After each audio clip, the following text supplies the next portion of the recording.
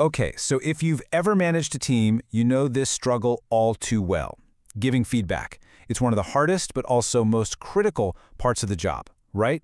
How do you tell someone they need to step up their game without completely crushing their spirit? Well, today we're kicking off a coaching journey with a framework that's designed to solve exactly that. So let me ask you, what's your biggest feedback dilemma? What's that gut reaction you have? Is it that fear of being seen as the bad guy? You know, the micromanager or the jerk? Or is it the worry that if you're too nice, nothing will ever actually get fixed? This tension, it's at the very heart of being a leader. And you're not alone in feeling it. You're basically caught in this constant balancing act.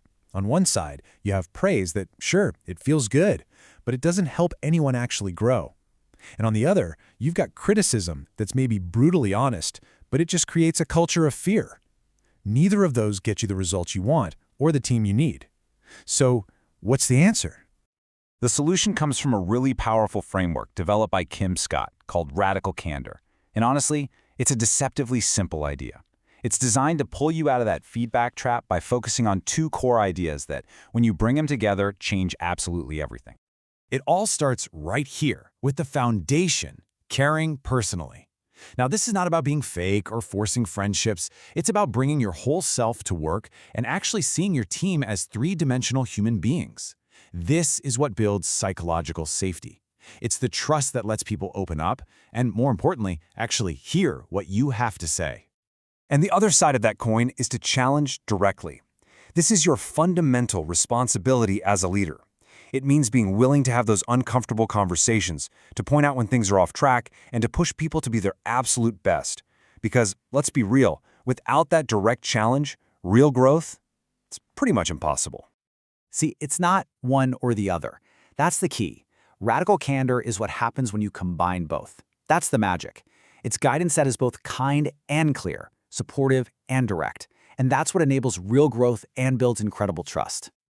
Okay, let's look at how this all fits together. This matrix is really the heart of the whole framework. So, on the vertical axis, you've got caring personally, going from low to high. And on the horizontal, you've got challenging directly. Now, when you combine high care and high challenge, boom, you land right here in the top right quadrant, radical candor. But if you're off on one of these dimensions, you fall into a feedback trap. And understanding these traps is just as important as knowing the solution, honestly, because it is so easy to fall into them without even realizing it. So let's break down the 3 damaging quadrants you absolutely want to stay away from. First up is ruinous empathy.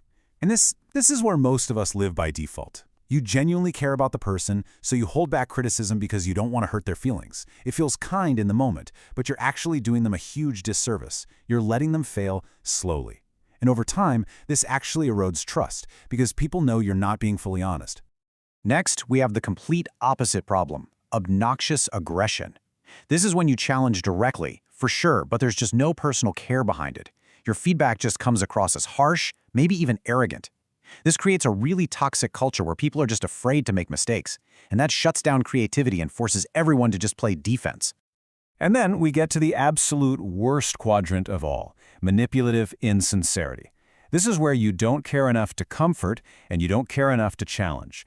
It's the land of fake praise, of passive aggression, of office politics. It is the most toxic environment you can imagine because it's both dishonest and uncaring, and it will absolutely destroy any psychological safety your team has. Okay, so we know the theory, we know the traps to avoid, but how do you actually put radical candor into practice, in a real conversation? Well, lucky for us, there's a simple, super practical tool for that. You can break the whole process down into 3 simple steps. First, you always start with care. Show the person you value them. Second, you challenge directly. Be really specific about the behavior and its impact. And third, this is crucial, you invite dialogue. Ask for their perspective. This is a conversation, not a lecture. All right, knowing the framework is one thing, but actually doing it, that's a whole different ballgame.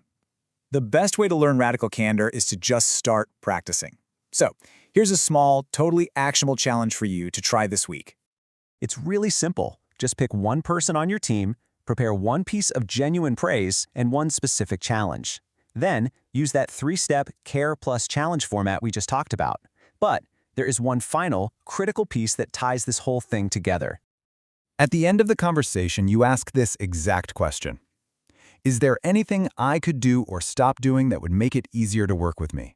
By asking for feedback on your own performance, you prove this is a two-way street. You show humility, you build trust, and you start creating a truly candid culture where everyone can grow. So, this is where the real work begins, right? Moving from just knowing the theory to actually taking action is what separates good managers from great ones. So take a second and think about it. Who will you have your first radically candid conversation with?